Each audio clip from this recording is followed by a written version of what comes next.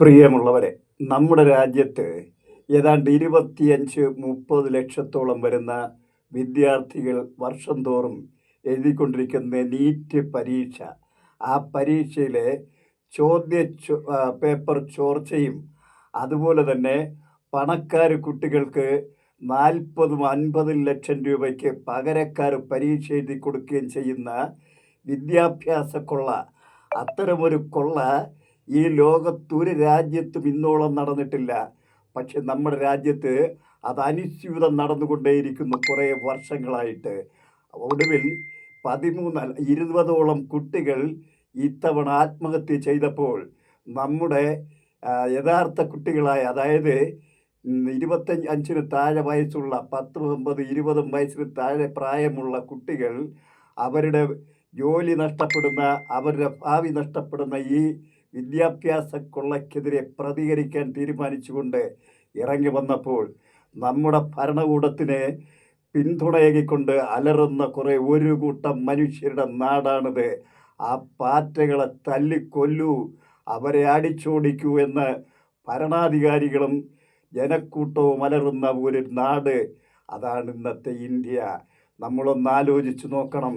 ഇവിടെ തൊഴിലില്ലാത്ത പാറ്റകളെപ്പോലെ നടക്കുന്ന അലവലാദികളെന്ന് സുപ്രീം കോടതി ചീഫ് ജസ്റ്റിസ് പോലും ആക്ഷേപിച്ച ഈ നമ്മുടെ കുട്ടികൾ, ഈ യുവതലമുറയിലെ കുട്ടികൾ, ഒരു വിദ്യാഭ്യാസ മന്ത്രി രാജിവെക്കണമെന്ന് പോലും നമ്മുടെ രാജ്യത്ത് പറയാൻ അവകാശമില്ലാത്ത അവസ്ഥയിൽ എങ്ങനെ ജീവിക്കണം?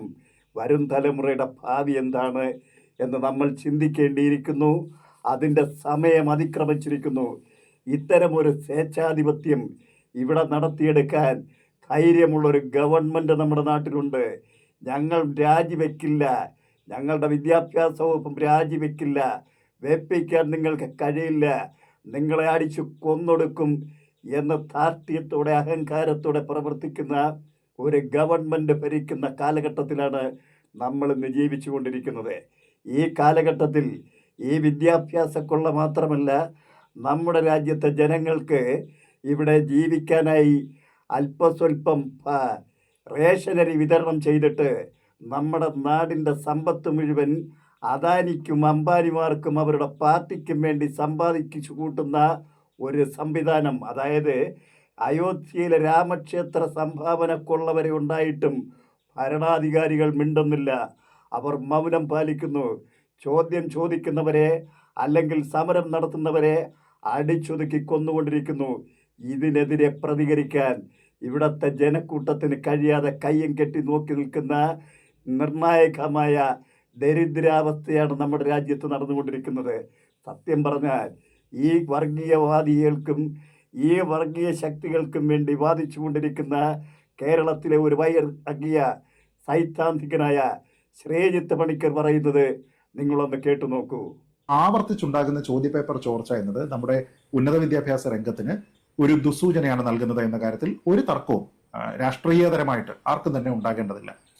കാര്യമായിട്ടുള്ള പരിഷ്കാരങ്ങൾ നീറ്റ് നടത്തിപ്പിൽ ഉണ്ടാകേണ്ടതായിട്ടുണ്ട്. അതിൽ വിദ്യാർത്ഥികൾക്കും രക്ഷിതാക്കൾക്കും ഒരേപോലെ കോൺഫിഡൻസ് ഉണ്ടാകേണ്ടതുണ്ട്. ഇത് ലക്ഷക്കണക്കിന് വിദ്യാർത്ഥികളുടെ ഭാവിയെ ബാധിക്കുന്ന പ്രശ്നമാണ്, അവരുടെ മാനസിക ആരോഗ്യത്തിനെ കൂടി ബാധിക്കുന്ന ഒരു വിഷയമാണ് എന്ന രീതിയിലത്തേക്ക് ഈ പ്രശ്നം മാറിയിട്ടുണ്ട് എന്ന് നമുക്കറിയാം.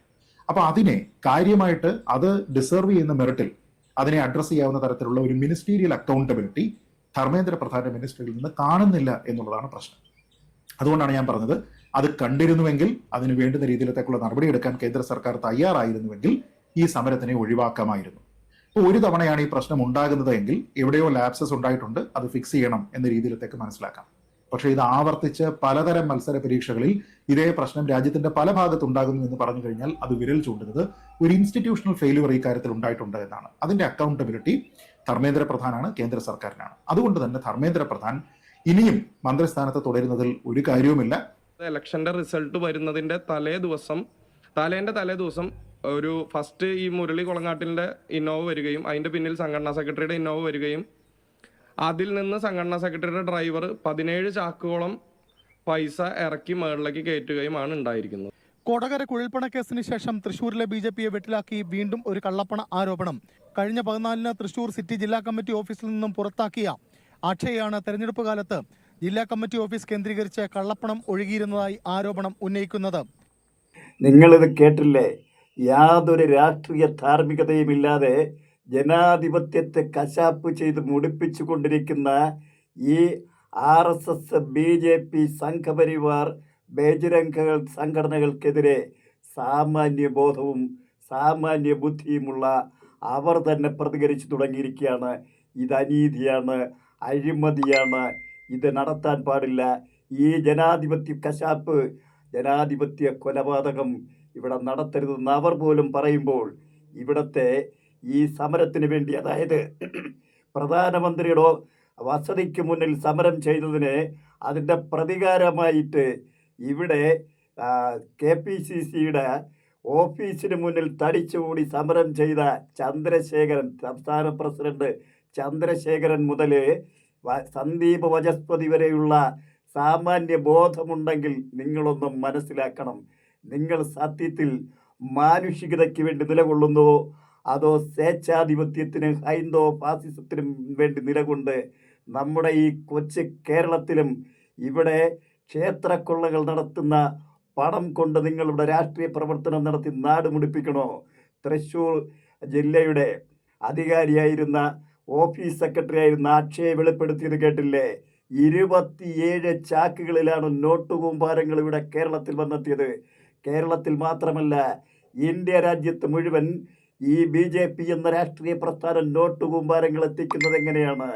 ശ്രീരാമ ക്ഷേത്രം കൊള്ള പോലെ, സംഭാവന കൊള്ള പോലെ, അതുപോലെ രാജ്യത്തിൻ്റെ സമ്പത്ത് മുഴുവൻ കൊള്ളയടിച്ച് ഒരു വിഭാഗം BJP RSS പ്രവർത്തകർക്കും അദാനി അംബാനിമാർക്കും വേണ്ടി ജീവിക്കാനും സമ്പാദിക്കാനും വേണ്ടി പ്രവർത്തിക്കുന്ന ഒരു രാഷ്ട്രീയ പാർട്ടി ഈ കേരളത്തിൽ വേണോ വേണ്ടയോ എന്ന് നിങ്ങൾ തീരുമാനിക്കണം. നമ്മൾ ജനങ്ങൾ തീരുമാനിക്കണം. വരും തലമുറയുടെ ഭാവിക്ക് വേണ്ടി ഈ കേരളത്തിലും പാറ്റകൾ പറന്നിറങ്ങട്ടെ. പറന്നിറങ്ങി കേരളത്തെയെങ്കിലും രക്ഷിക്കട്ടെ.